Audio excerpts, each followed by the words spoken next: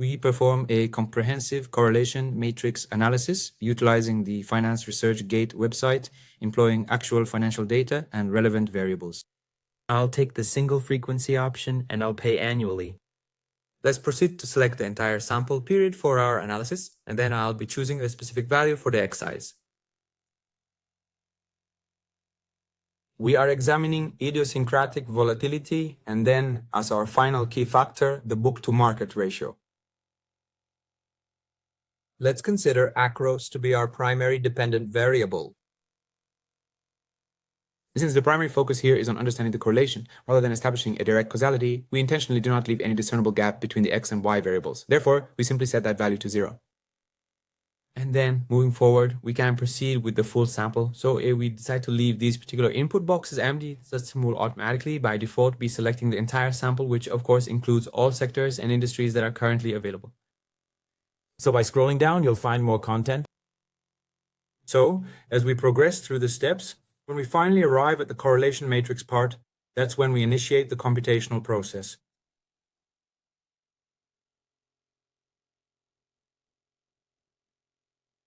And then we'll be looking at 3 specific types of correlation. The first one we'll cover is Pearson.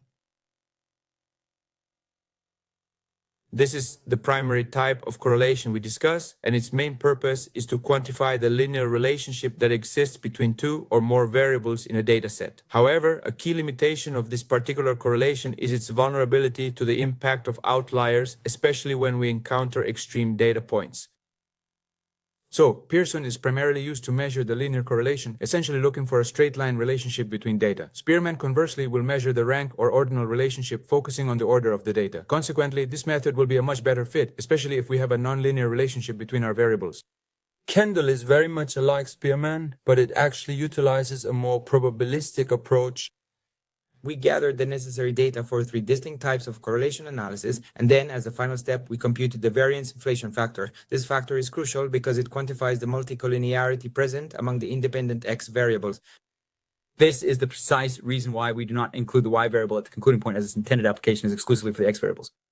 Now, if you examine this table closely, you will see a negative correlation between a company's size and its idiosyncratic volatility. This relationship is entirely expected, primarily because larger firms typically possess a more diversified asset base and operational structure. Consequently, they exhibit a lower degree of unexplained or idiosyncratic or indeed firm-specific risk, which also translates into reduced variation in their returns. If we consider the aspect of size, the statistical correlation existing between a firm's size and its book-to-market value, we will find that the established relationship is not considered statistically significant due to the fact that the resulting p-value in this case exceeds the 5% level. However, when we carefully examine the non-linear relationship as it's been measured at this specific location and also over here, we are able to observe a completely different story unfolding. The correlation is indeed positive, and we find that it also shows a positive trend in this particular region. This clearly indicates that we observe a significant and important relationship between these factors. It is often the case that larger, more established firms tend to be more mature, and consequently, they are more likely to be considered a value firm. This is due to the fact that they have reached a much later stage in their overall business life cycle. So, these particular companies are no longer experiencing significant growth. They've essentially reached a mature stage in their development, and this observation helps to explain why larger, more established firms often tend to be classified as value firms or those with higher book-to-market ratios. The variance inflation factor will show if we have a multicollinearity problem. A value of 1 means we don't have any collinearity issue at all. Between 1 and 2, or even up to 5, we don't have a serious multicollinearity issue to worry about. Typically, a value greater than 10 indicates that we are facing a serious multicollinearity issue.